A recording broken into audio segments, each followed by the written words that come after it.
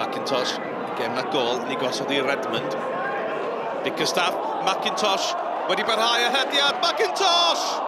Yr ergyd yn taro llinell y cwrt 6, nid cefn y rhwyd. Ben Tolit. Redmond, ac ychydig o le o flaen opsiynau 10 yn chwith. Bickerstaff ar y dde yw'r dewis. Heibio'r nod. Jazzy, Ban and Bob. Gwiriad ar y coesiad, y golwr dod o dan i ni methu hi. Tolit nawr! A golwr yn adfer i gam. Ban and Bob. O, a ffas hyfryd. A fi allan i droed i Bickerstaff. Mae McIntosh yno! Cyfle gorau'r gêm hyd yma i Wrecsam yn pasio heibio. Bickerstaff mor fler ar bas. Oedd y gol yn arwag i McIntosh.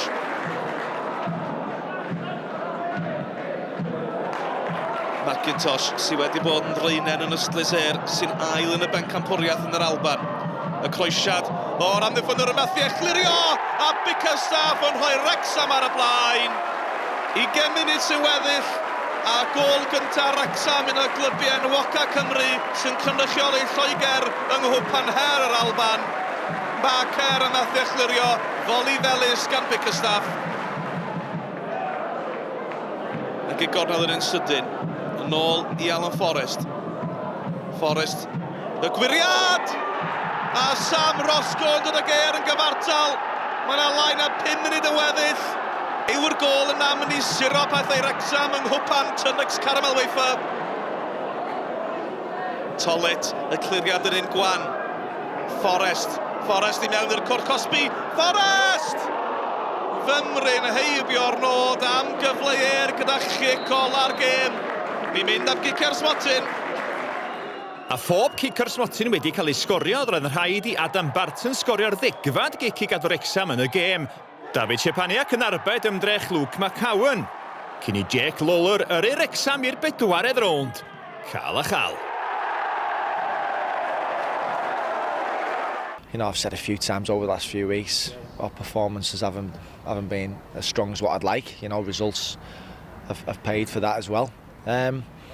But yeah, in the National League we've lost 3 games, but today it was all about trying to get the foundations back in place. We changed the system, introduced new players, you know, some of the young lads making the debuts, which is great to see.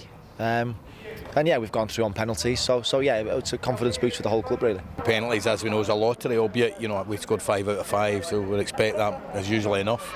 But it wasn't today, so, you know, it's a cup tie, so we're disappointed we're out, but in the grand scheme of things, I don't, you know, with the amount of players we had out, it's not the most important cup, and we wish Wrexham all the best in the next round. So yeah, I'm sure all fans will want a little day out somewhere, whether it's Ireland, Scotland, and yeah, you know, we'll see who we get in the next round, and we'll just have to address it at that point. But you know, our focus now will change. Now we'll obviously get back into National League action next week, and which is our main priority this season, like we said, and try and climb that table.